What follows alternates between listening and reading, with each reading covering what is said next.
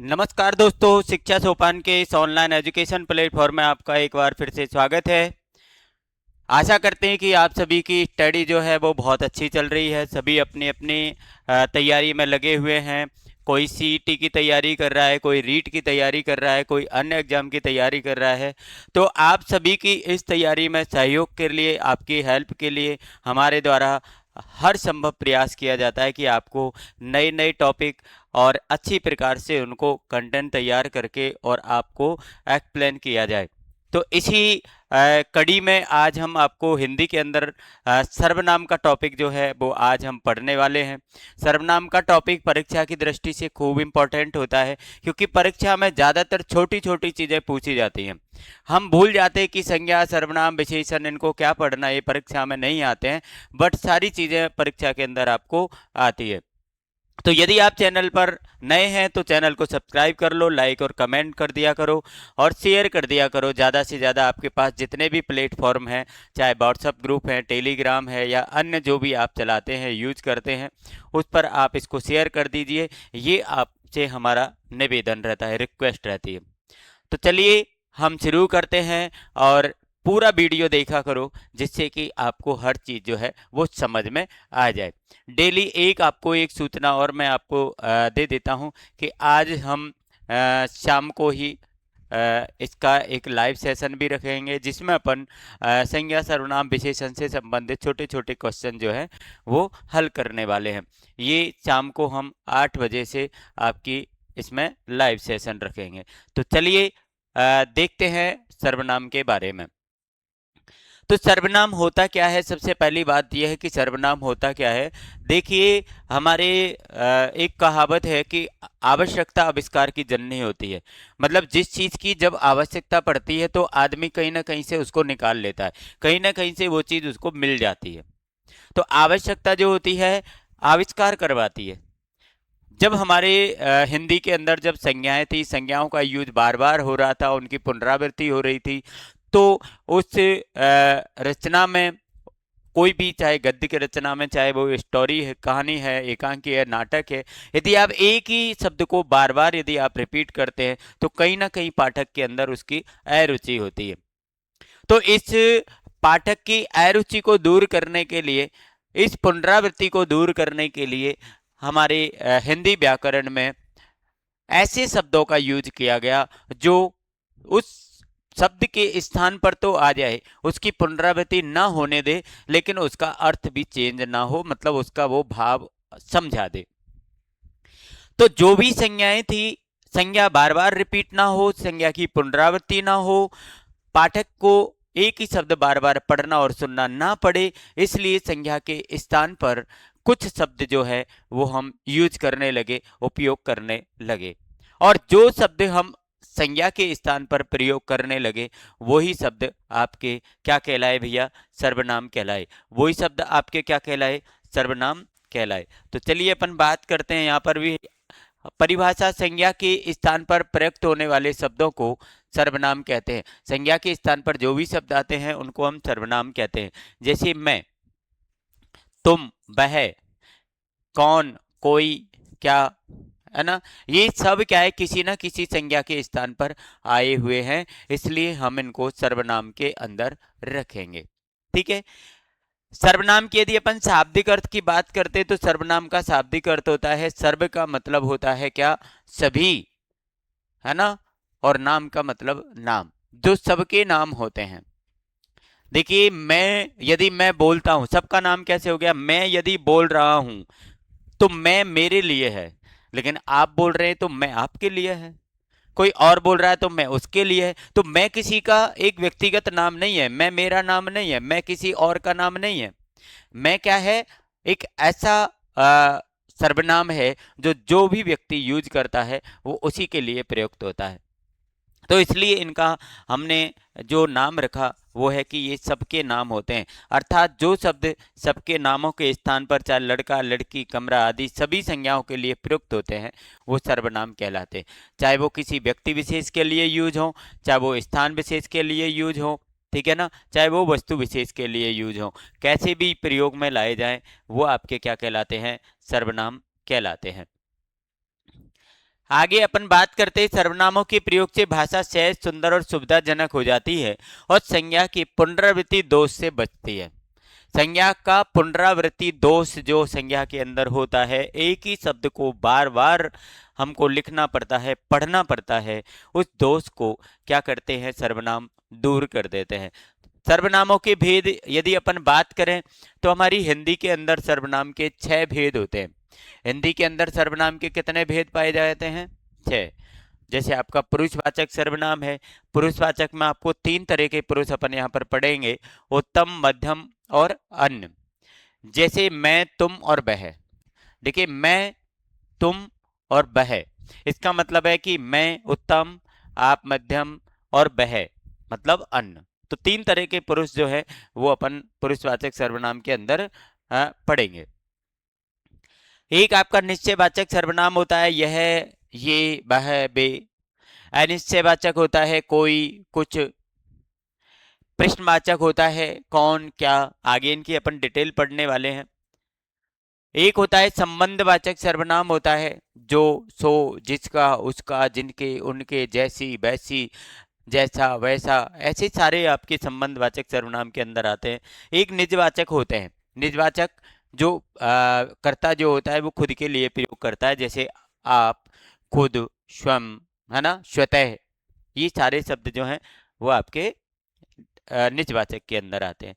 अब अपन एक एक को पढ़ेंगे कि सबसे पहले अपन पढ़ने वाले हैं पुरुषवाचक सर्वनाम। सबसे पहले हम कौन सा सर्वनाम पढ़ेंगे भाई? पुरुषवाचक सर्वनाम पढ़ेंगे। अब आपको देखिए, पुरुष का मतलब आप जानते हैं, वाचक का मतलब होता है बोध कराना। वाचक का मतलब क्या होता है? बोध कराना। तो जो सर्वनाम आपको किसका बोध कराएगा? पुरुष का। किसका बोध कराएगा भैया? पुरुष का बोध कराएगा, वो आपका पुरुषवाचक सर्वनाम होगा।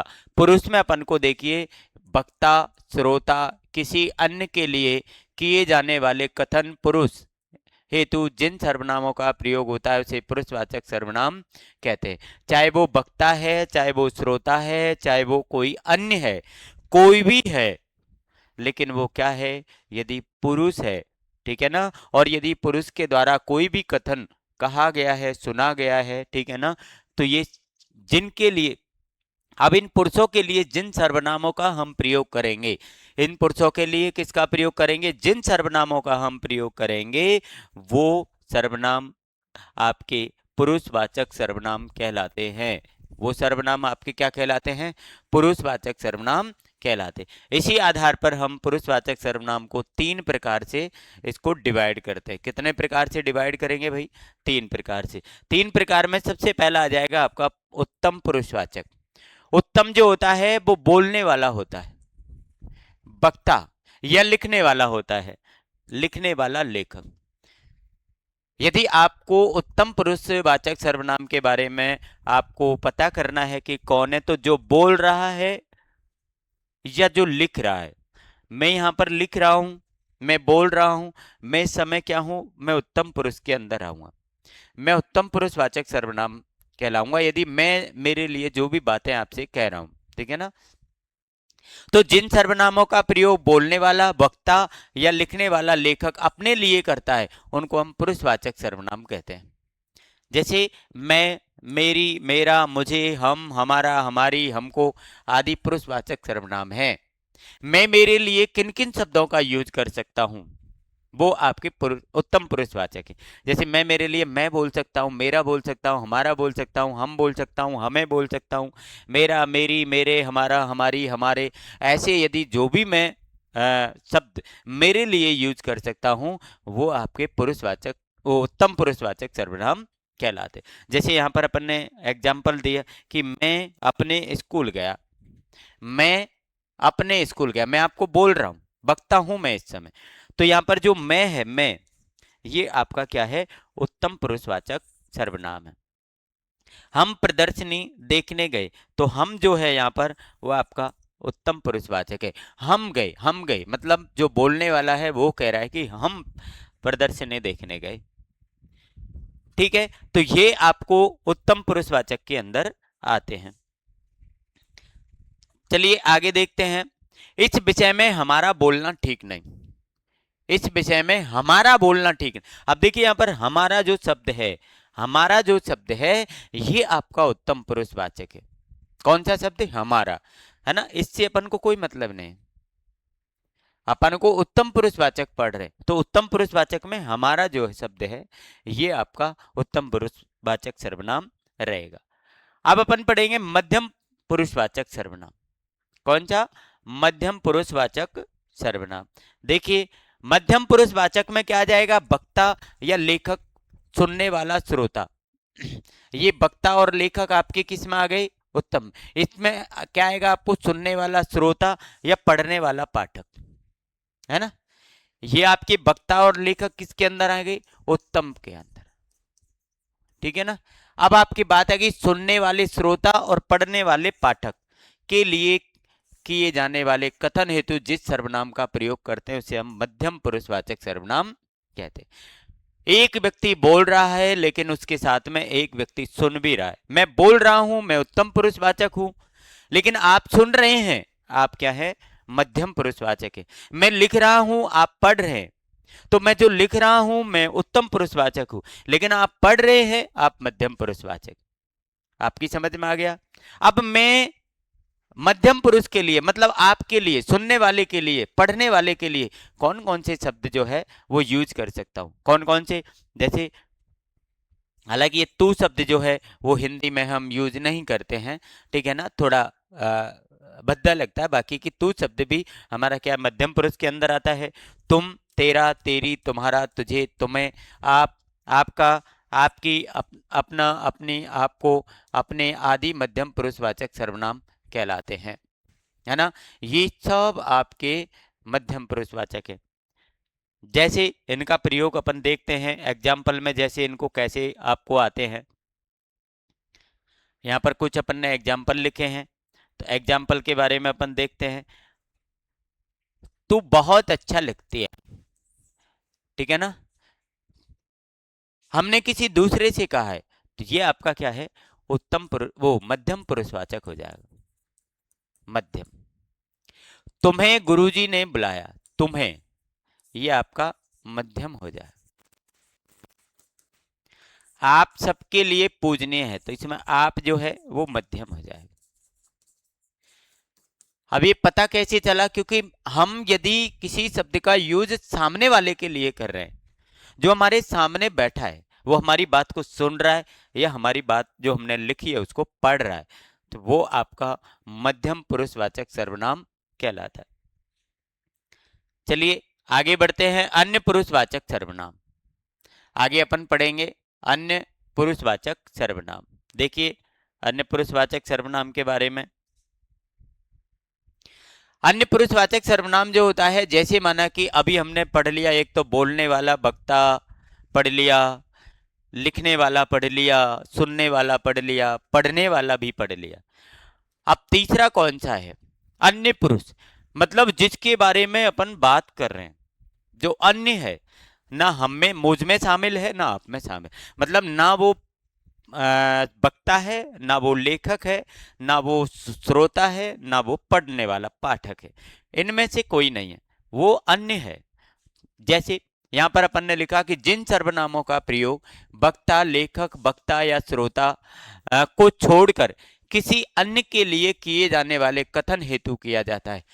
चारों को छोड़कर, वक्ता, श्रोता, लेखक, पाठक, इनको छोड़कर यदि आप किसी अन्य के लिए जिस सर्वनाम का प्रयोग कर रहे हैं, वो सर्वनाम आपका, या जिस कथन का प्रयोग कर रहे हैं वो आपका अन्य पुरुष वाचक सर्वनाम कहलाता है। जैसे आपका यह, वह, ये, वे, उसका, उसकी, इसे, उसे, इन्हें, उन्हें, उनका, उनकी, उनके, उसको आदि अन्य पुरुषवाचक सर्वनाम के उदाहरण हैं। जैसे आपको यहाँ पर दिया कि वह रोते रोते सो गई, तो वह अपन ने किसी दूसरे की बात की कि वह रोते रोते सो गई। अब देखिए हम वह, ना तो मैं हूं ना तुम है, मतलब ना वक्ता है ना श्रोता है। उसको बुलाकर समझाओ, उसको, उसको बुलाकर समझाओ, ये दोनों क्या हो गए? आपके अन्य हो गए। उन्हें अपनी गलती पर पछतावा है, उन्हें, ये क्या हो गया? आपका अन्य हो गया। तो जब हम वक्ता, श्रोता, पाठक, लेखक, इन चारों से अलग की बात करें, वो आपका अन्य पुरुषवाचक सर्वनाम कहलाता है। ये आपका पुरुषवाचक सर्वनाम है जिसके आपके तीन उपभेद होते हैं, उनके बारे में भी अपन ने बात कर ली। अब अपन दूसरा सर्वनाम पढ़ेंगे, निश्चयवाचक सर्वनाम। दूसरे सर्वनाम के बारे में पढ़ेंगे, निश्चयवाचक। अब आपको निश्चय शब्द से ही लग रहा होगा, वाचक का मतलब होता है बोध कराना। इसका मतलब है कि ये कुछ ना कुछ निश्चितता का बोध कराएगा, कुछ ना कुछ निश्चित करेगा। जिन सर्वनामों के द्वारा दूरवर्ती या समीपवर्ती व्यक्तियों, प्राणियों, वस्तुओं और निश्चित घटना व्यापार का बोध होता है, चाहे वो दूरवर्ती हो चाहे वो समीपवर्ती हो, और कोई भी संज्ञा हो, चाहे वो प्राणी है मतलब व्यक्ति है, प्राणी है, वस्तु है, निश्चित कोई घटना है, इन सबके लिए निश्चितता का यदि बोध हो रहा है, यदि किसी निश्चित चीज का अपन बोध करा रहे हैं, तो वो आपका निश्चयवाचक सर्वनाम कहलाता है। क्या कहलाता है वो? निश्चयवाचक। जैसे यहां पर हमने लिखा कि यह तो श्याम है, ये निश्चित हो गया। क्या हो गया? निश्चित। जैसे किसी ने पूछ लिया भाई ये कौन है, तुरंत दूसरा बोला अरे ये तो श्याम है, अरे ये तो श्याम है, यह तो श्याम है। तो यह जो है आपका, ये श्याम की निश्चितता का बोध करा रहा है, ये निश्चित बता रहा है। अगला एग्जाम्पल है कि ये रहे बे जिन्हें मैं ढूंढ रहा था। जिन्हें मैं ढूंढ रहा था वो ये रहे, मतलब ये रहे, ये एक निश्चितता है। ये क्या है? निश्चितता का बोध करा रहा। गीता का घर वह है, ये क्या है? एक निश्चितता है।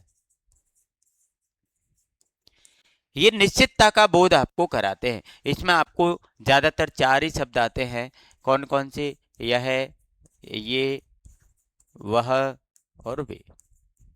ये चार शब्द जो है ये आपके, हालांकि ये शब्द ये सर्वनाम ऐसे भी है कि अन्य सर्वनामों में भी शामिल होते हैं, लेकिन ये अपन को भाव देखना पड़ेगा कि ये किस रूप में यहाँ पर आए हैं।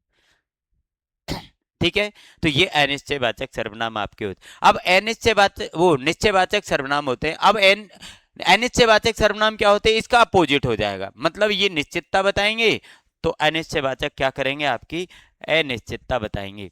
जैसे अपन यहाँ पर अनिश्चयवाचक सर्वनाम के बारे में बात करें, ये आपकी अनिश्चितता का बोध कराएंगे। किसी अनिश्चित व्यक्ति, वस्तु, घटना, व्यापार के लिए प्रयोग में आने वाले सर्वनाम अनिश्चयवाचक सर्वनाम कहलाते हैं। हमने वहां पर निश्चित बताया, यहाँ पर हम अनिश्चित बताएंगे। चाहे वो कोई भी संज्ञा है, वस्तु है, घटना है, व्यक्ति है, स्थान है, कुछ भी है, जहां पर निश्चितता नहीं है, वो आपका अनिश्चयवाचक सर्वनाम। जैसे यहाँ पर हमने लिखा कि कोई, किसी। कोई में हमें पता नहीं किसके बारे में बात कर रहे हैं, किसी और कुछ। सजीव प्राणियों के लिए कोई, किसी आता है, जबकि निर्जीव के लिए क्या आता है? कुछ आता है। निर्जीव के लिए कुछ सर्वनाम का प्रयोग किया जाता है। जैसे यहाँ पर एग्जाम्पल अपन देख लें कि शायद बाहर कोई आया है। अब देखिए कोई किसका प्रतिनिधित्व कर रहा है? यहाँ पर व्यक्ति का। अपन कह रहे शायद बाहर कोई आया है। अब कोई, कोई कौन? कोई ना कोई व्यक्ति है। तो ये जो कोई शब्द है ये किसके स्थान पर आया? व्यक्ति के स्थान पर। व्यक्ति क्या होती है? संज्ञा। तो ये सर्वनाम हो गया। कौन सा सर्वनाम हो गया? ये अनिश्चित है, इसलिए अनिश्चयवाचक सर्वनाम हो गया। किसी व्यक्ति से कुछ वस्तु, मतलब किसी व्यक्ति, किसी, ये किसका बोध कराएगा? व्यक्ति का। ये कुछ, ये किसका बोध कराएगा? वस्तु का। करा रहा है। यहाँ पर कोष्टक में अपन को लिखा है कि ये व्यक्ति का बोध करा रहा है, ये वस्तु का बोध करा। तो ये कुछ और किसी, ये दोनों आपके क्या है? अनिश्चयवाचक सर्वनाम। ये क्या है भाई? अनिश्चयवाचक। यहाँ पर हमें कुछ तो खाना पड़ेगा, कुछ तो खाना पड़ेगा। ये कुछ क्या है? वस्तु के स्थान पर आया। कुछ किसके स्थान पर आया भैया? यहाँ पर वस्तु के स्थान। तो ये वस्तु के स्थान पर आने के कारण क्या हो गया? सर्वनाम। और ये निश्चित नहीं है, इसलिए क्या हो गया? ये अनिश्चयवाचक सर्वनाम। तो ये आपका अनिश्चयवाचक सर्वनाम है। नंबर 4 जो सर्वनाम है आपका, वो है प्रश्नवाचक सर्वनाम। नंबर 4 पे अपन बात किसकी करेंगे? प्रश्नवाचक सर्वनाम। आपको प्रश्न नाम से ही पता चल जाएगा कि प्रश्नवाचक क्या होता है। आपको बताया प्रश्नवाचक, जो प्रश्न का बोध कराता है। प्रश्नवाचक, जो आपको प्रश्न का बोध कराएगा। मतलब आपको किसी से कुछ पूछना हो तो आप किसका प्रयोग करेंगे? प्रश्नवाचक शब्द का प्रयोग करेंगे। और यदि आपने प्रश्नवाचक शब्द का प्रयोग किया है तो वो प्रश्नवाचक सर्वनाम कहलाएगा। क्या कहलाएगा? प्रश्नवाचक सर्वनाम। जैसे इनमें शामिल होते हैं, जैसे किसी वस्तु, घटना, व्यापार के विषय में प्रश्न का बोध कराने वाले शब्द प्रश्नवाचक सर्वनाम कहलाते। जैसे यहाँ पर कौन, किसे, किसने, क्या आदि शब्द प्रश्नवाचक सर्वनाम है। इनमें कौन, किसे, किसने, किससे का प्रयोग व्यक्तियों के लिए, और क्या, किसे, किससे ये वस्तुओं के लिए इसका प्रयोग किया जाता है। कुछ सर्वनाम प्रश्नवाचक सर्वनाम ऐसे हैं जो केवल व्यक्तियों के लिए प्रयुक्त होते हैं, कुछ ऐसे हैं जो वस्तुओं के लिए प्रयुक्त होते हैं। चलिए आगे देखते हैं। इसमें उदाहरण, कवियों को किसने आमंत्रित किया था। एक पहचान इसकी यह है कि इसमें लास्ट में प्रश्नवाचक चिन्ह का प्रयोग होता है। यहाँ पर भी अपन देखेंगे प्रश्नवाचक चिन्ह, और एक प्रश्नवाचक शब्द आएगा। यहाँ पर आपका किसने है, यहाँ पर आपका किसे है। ये दोनों आपके क्या है? प्रश्नवाचक सर्वनाम है। क्या है ये? प्रश्नवाचक सर्वनाम, किसे और किसने। यहां पर आपसे एक प्रश्न पूछा जा रहा है कि कवियों को किसने आमंत्रित किया। अब आपको बताना है कि भाई किसने आमंत्रित किया। बाजार जाने के लिए किसे कहूं, किसे कहूं बाजार जाने, तो किसे क्या है? व्यक्ति के स्थान पर आया। मतलब कोई न कोई आंसर जो इसका आएगा वो व्यक्ति ही होगा। तो यहाँ पर अपन को एक प्रश्न पूछा जा रहा है, तो ये किसे और किसने, ये दोनों ही आपके कौन से सर्वनाम कहलाएंगे? ये आपके प्रश्नवाचक सर्वनाम कहलाएंगे। और भी एग्जाम्पल है, जैसे बाहर कौन आया है। बाहर कौन आया है, कौन आया है मतलब आप किसी व्यक्ति के बारे में पूछ रहे हैं। आप चाय के साथ साथ साथ क्या लेंगे, आप चाय के साथ क्या लेंगे, मतलब कोई न कोई वस्तु लेंगे। तो ये वस्तु, तो क्या और कौन, ये दोनों भी आपके क्या है? प्रश्नवाचक सर्वनाम है। पांचवा हमारा सर्वनाम होता है संबंधवाचक सर्वनाम। पांचवा सर्वनाम हमारा कौन सा होता है भाई? संबंधवाचक सर्वनाम। संबंधवाचक सर्वनाम जिन सर्वनाम शब्दों का प्रयोग एक शब्द, वाक्यांश या दूसरे शब्द, वाक्यांश से संबंध प्रकट करने के लिए, जैसे जो, सो किया जाता है, या जो प्रधान उपवाक्य से आश्रित उपवाक्यों का संबंध जोड़ने का कार्य करते हैं, उनको हम संबंध वाचक सर्वनाम कहलाते हैं। आपके सेंटेंस के अंदर, आपके वाक्य के अंदर आपको शब्द दिए गए हैं, शब्दांश हैं, वाक्य है, वाक्यांश है। अब यदि कोई भी सर्वनाम शब्द, यदि इन शब्दांश, वाक्य, वाक्यांश, इनमें आपस में यदि वो किसी भी प्रकार का संबंध स्थापित कर रहा है, वो संबंध बता रहा है, तो वो आपका क्या कहलाएगा? संबंधवाचक सर्वनाम कहलाएगा। एक बात हमने यहाँ पर लिखी, जो प्रधान उपवाक्य, आपने देखा होगा संबंध जो है हमारे वाक्य, जब अपन पढ़ते हैं वाक्य विचार का वीडियो रिकॉर्ड करके आपको भेजा गया है, तो उसमें मिश्र वाक्य हमने पढ़े हैं, और मिश्र वाक्य में संबंध बोधक शब्दों का प्रयोग किया जाता है, किया जाता है। तो वहां पर किस लिए प्रयोग किया जाता है? क्योंकि वहां पर एक प्रधान उपवाक्य होता है और उस पर एक वाक्य जो होता है वो आश्रित होता है। तो आश्रित और प्रधान, इनको जोड़ने के लिए क्या है? ऐसा किया जाता है, मतलब संबंध वाचक सर्वनाम का प्रयोग किया जाता है। जैसे यहाँ पर हमने लिखा कि जैसी करनी वैसी भरनी, तो ये जैसी और वैसी जो आपके ये क्या है? संबंधवाचक सर्वनाम है। यहाँ पर इनको अपन ऐसे लिख सकते हैं, जैसी वैसी, ठीक है ना। अब इसमें करनी और भरनी, इन दोनों शब्दों के अंदर इसने क्या बताया है? संबंध बताया है कि जैसा करना है आपको, जो कार्य आप करेंगे ऐसा ही आप भरेंगे, मतलब ऐसा ही परिणाम आपको मिलेगा। ये संबंध बताया जा रहा है। जिसे देखो वहीं अत्यधिक व्यस्त है, जिसे देखो वहीं, जिसे देखो, तो जिसे जो है वो आपका संबंध वाचक सर्वनाम है ना। अब ये दोनों सेंटेंस के अंदर क्या करना है आपको? क्या कर रहा है? आपको संबंध का बोध करा रहा है। ऐसे ही आपको जैसी वैसी के, जैसे ही आपको आ जाए जैसा वैसा, है ना, जो, सो, जैसे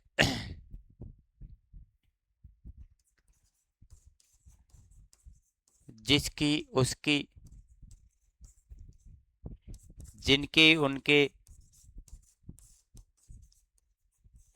यदि आपको ऐसे कोई भी शब्द आपको किसी भी वाक्य को जोड़ते हुए, शब्दों को जोड़ते हुए यदि आपको मिल जाते हैं तो कन्फर्म आपका संबंधवाचक सर्वनाम वहां पर होगा।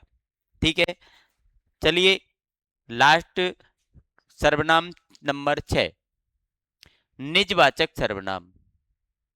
कौन सा सर्वनाम है ये? निजवाचक। वाचक का मतलब बोध कराना होता है, निज मतलब अपना, खुद का। तो ये निजवाचक सर्वनाम। देखिए, ऐसे सर्वनाम शब्द जिनका प्रयोग कर्ता के लिए या कर्ता के साथ अपनत्व प्रकट करने के लिए किया जाता है।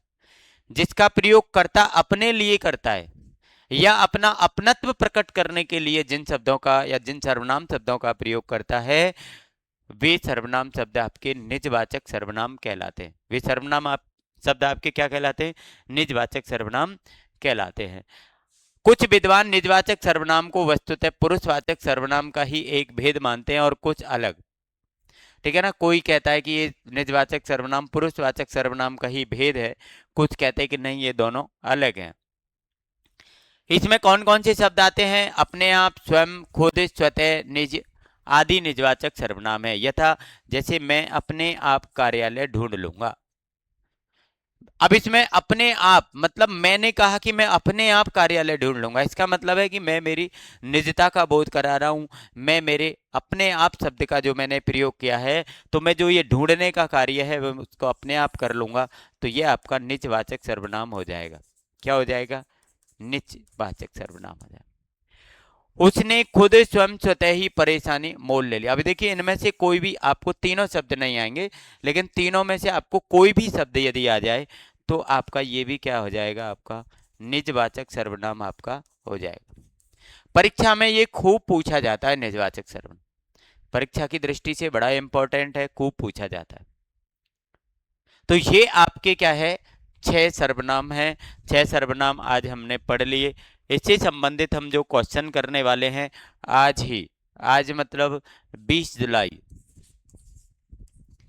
20 जुलाई 2026, ठीक है ना, 8 PM, ठीक है, इसमें हम लाइव रखेंगे। ठीक है, इसमें हम क्या करेंगे? क्या करेंगे हम इसमें? क्वेश्चन करेंगे, MCQ करेंगे, विकल्पात्मक क्वेश्चन करेंगे। किससे संबंधित करेंगे? संज्ञा, सर्वनाम, विशेषण, इनसे संबंधित हम क्वेश्चन जो यहाँ पर करेंगे। ठीक है ना, तो लाइव में आप 8 बजे अवश्य जुड़ें और सबको आप बताएं, जितने भी आप स्टूडेंट के साथ संपर्क में हैं तो आप सबको बताएं, और लाइव सेशन को आप जरूर, ये परीक्षा की दृष्टि से बहुत इंपॉर्टेंट होता है, क्योंकि हम पढ़ते पढ़ते बहुत है लेकिन हमारी प्रैक्टिस कमजोर होती है, तो प्रैक्टिस के लिए ये आपका जरूरी है। ठीक है, ठीक है, पढ़ाई करते रहिए, पूरा वीडियो देखा करो, लाइक कमेंट कर दो, सब्सक्राइब कर लो यदि आप चैनल पर नए हैं। तो चलिए आगे मिलते हैं शाम को अपन लाइव में 8 बजे, और इसके बाद नेक्स्ट वीडियो में आपसे हम जुड़े रहेंगे, आप हमसे जुड़े रहिए और आप अपनी पढ़ाई करते रहिए। Thank you for your support and best of luck for your bright future.